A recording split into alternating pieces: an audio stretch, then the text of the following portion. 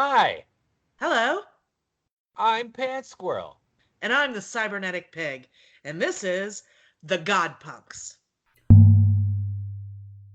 Warning: this show is not fit for human consumption.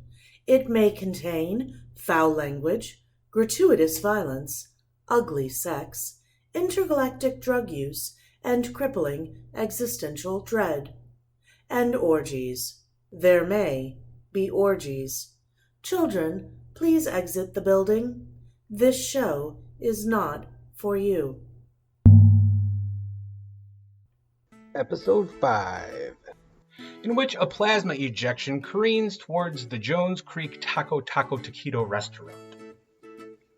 Lucy stood inside the sun. It wasn't as warm there as she was used to, but she'd made sure to wear her favorite parka, which had a big insulated hood with cute pink fur around the edges. She was also wearing her lined boots, which were super comfy and also very cute and made from the skin of self-absorbed yetis. Why narcissistic yetis made the best boots was anyone's guess. Lucy supposed there was something to be said for monsters who put so much time into self-care. She looked at the Earth, which seemed a bit further away than she remembered. Ugh, goddamn gravity. She muttered under her breath. She got out her calculator and redid some numbers. Shooting a solar flare at Earth was always a real drag. She had to fill out a shit ton of paperwork and would have to fill out a shit ton more if she didn't get it right. She needed a good place to aim at. That was the thing. A place she'd be happy to hit with a massive electromagnetic pulse wave if it got through Earth's defenses. The Jones Creek Taquito restaurant seemed like a good place because the last time she was there she got wilty cilantro and questionable lime on her carne asada, and the idea of everyone in the place dropping to the floor with fried brain circuits was as refreshing as the lime on her taco wasn't. The sun's plasma shifted under her feet like sidewalk slush on an early December afternoon. It had been a good long time, but it was like riding a bike. You never really forget. Not really. She started rubbing the sun's plasma with 2 of her 8 hands and tickling with another. If you want a really good solar flare, you need to start slowly, gently. You need to excite the electrons, really charge the particles. You gotta get in there and take your time. Lucy started tickling with another hand, faster this time. She then added the rest of her hands and shifted to long, powerful strokes, really putting her elbows into it, always sure to keep one hand free for tickling and tuggling. There was a massive buildup of intensity, and the sun started making the kinds of noises you might hear if several hydrogen bombs struck a nuclear reactor located in the middle of a planet-sized hadron collider. Lucy gave the big yellow ball a wide-eyed smile, happy she'd picked out her darkest eyeshadow for the occasion. What came next was beautiful. A plasma ejection so massive it shot Lucy into space like a clown from a circus cannon, and she rode the resulting EMP straight towards the Taquito. She laughed like a newborn on nitrous oxide. It was almost sad the wave probably wouldn't make it to Earth. It was going to fuck up a lot of people's days, though, and that was the point. It was, at least, the reason she'd written down on the request form. Back on Earth, Doxbot had hacked deep into the Earth Security Agency network, and her virtual avatar couldn't stop giggling as she swam through its thick code like a drunken scuba diver. Isn't it funny how everything's code? You're code, I'm code, we're surrounded by code. Ghost Dog swam in front of her. You're not code, you're just high off your tits. The AI virtual dog that Doxbot created for moments like these swam in front of her, knocking cubits out of his eyes and snorting out ones that got up his nose. How is it you never realize how high you are? Ghost Dog said, concerned at how spacey his creator was getting. Like, you understand you only get like this when you're tweaked. Ghost Dog referred to the screen tweak Doxbot dropped straight into her eye before they started.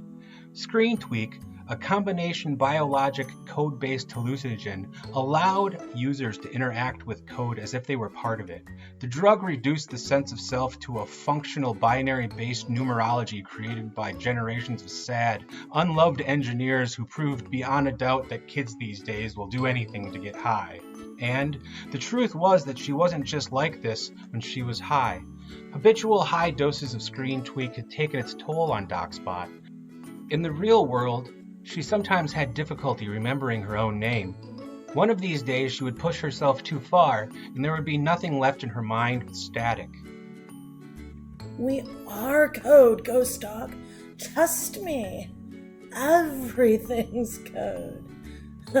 Take this quid bit here. We are just like them. We exist in a superposition. Shut up, something's happening. The level of sophistication involved in the ESA's encryption should have made the network impossible to crack. Steve was sure of this. The several men who designed the encryption's names were all Steve, so they named their team Steve. These Steves knew about Screen Tweak, and they didn't think it was a problem, but they could have never imagined how high Doxbot was capable of getting. Sure, there were a lot of cyberpunks out there who liked getting their kicks dispersing themselves into the sort of bit-based orgies that make a demon blush at the absurd depravity of a thousand-way data fuck. But Doxbot was a professional. Becoming one with a complex code language was what got her off. This was the ESA network. The ES-fucking-A. This was where it was at. This was where all available data on the planet was collected, sorted, filed, refiled, and refiled again with the efficiency of a one-world bureaucratic AI. It was all she cared about. Ghost Dog remembered a time when this wasn't all Doxbot cared about. It was a time when she was much happier and much kinder. He watched a bunch of qubits that might have been green or red become red. "That's bad," he said.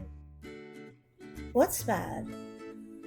Also, why are we here? Doxbot had forgotten her friends years ago, and not in the way that successful people grow apart from their old friends. No, Doxbot had actually forgotten them. She had no memory of them when they called or when she saw them on the street. "That's an extinction-level Earth threat alarm. And it's bad.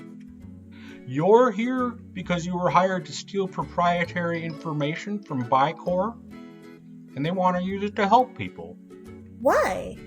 Because the ESA stole it from them, and we don't think they want to help anyone." No, I mean, why are we here? Like, who built our code? She'd forgotten her parents, too, and her brother. Not completely. Ghost Dog could remind her of those memories, and they would come back for a bit. The day that she realized she had trouble remembering anything about her childhood was the day she built Ghost Dog. The first thing she told him was that he was her external memory. That was his purpose. He was there to remember. "You did. You built my code," Ghost Dog said. Doxbot inhaled sharply. Okay. But why am I here? Are you saying I built my own code? "This needs to be dealt with." Ghost Dog was referring to the fact that Doxbot had shut down all of Earth's major auto-defense functions in order to mask their virtual presence from the ESA network AI. Well, then who built the code that built my code that built my code? This was the thing. Ghost Dog was not just her memory now. He was her caretaker. "You know you ask this every time, right?" the dog said. "You know that? I know you know that." Ghost Dog decided not to tell her she was birthed into this world by her mother, the same way most people are. He had an entire database devoted to Doxbot's mother. She was a wonderful woman who loved Doxbot very much, and Doxbot loved her more than anything. They'd been close as twins. This wasn't the time to mention it. A turtle, Ghost Dog said. And after that, another turtle. It was turtles all the way. Ah, turtles. That makes sense. Ghost Dog looked over the emergency diagnostic. It was not good. There was a world-ending electronic pulse careening toward, as far as he could tell, the Jones Creek Taquito restaurant. The only way to stop it was to initiate a series of space platform countermeasures, and there was no way to do that without attracting the attention of the ESA network AI. If that happened, they'd be fried or worse. Probably worse. Probably a lot worse. Doxbot tensed up. Ghost Dog, what are we supposed to do? Like, extinctions are bad, right? It was surprising how sober Doxbot could be when shit got serious. Ghost Dog did some quick calculations. There were options, all of them bad. We have 3 options, Ghost Dog said. We can do nothing. That's bad option. We can trigger countermeasures and die. That's another bad option. Ghost Dog paused. Doxbot swirled some cubits around her finger while she waited. Or we can flag a number of people as suspicious actors. If we flag a lot of them, it should keep the network busy enough that it won't notice when we launch countermeasures and get out the back door. But that'll make their lives a bit tough, won't it? Ghost Dog nodded. A bit tough was an understatement. Suspicious actors became non-people while the system decides if they can be trusted. Non-people are denied network access. Every part of life goes through the network via brain circuit implants. Work, food, money, interpersonal communication, mood-stabilizing brain chemicals, and that was just the essential stuff. Being a non-person for just one day was like trying to climb a cliff without rope, or shoes, or bones. It was pretty hard and not very fun. They'd be alive, though. That's the thing. How many people? 2 billion. Oh my. Yep. Is there any other way? The force in Doxbot's eyes seemed unhinged from time, like she knew there was another option, and she would wait forever to get it. Well, you could go deeper into the AI's base code and displace it with yourself as the functioning operating system. You could get away with anything you wanted to then, but it would take a great deal more screen tweak, a ridiculous amount. Your brain would be so filled with static by the time you came down that you probably wouldn't even remember me. You might not even remember to breathe. Doxbot batted a cubit back and forth between her hands while she thought this over. Yeah, that's the one we should do then. Doxbot said, petting her dog and scratching him behind the ear. Ghost Dog was a golden retriever and Labrador mix. And he knew she'd choose this. Ghost Dog knew everything about her childhood, how she was always kind and overly selfless. He was her memory, which meant he was the only one who could remind her of these things. He was her caretaker, but everything he knew about Doxbot told him he couldn't ask her to be cruel. How could they pull this off? Could they pull this off? Fuck yeah, they could. It'd be the deepest hack in the history of hacks. All right then, Ghost Dog said. This is going to take a bit of planning. Planning? For the... Ghost Dog stopped. There was a complete look of absence in Doxbot's face. He could tell that her mind was as empty as a blank screen with a blinking green cursor. It was these moments that were coming more and more often, that she'd created him for.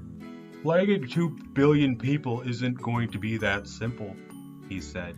We need to come up with a strategy. Doxbot looked at her dog quizzically. All right, then. Let's be sure to put the Steves on the top of the list.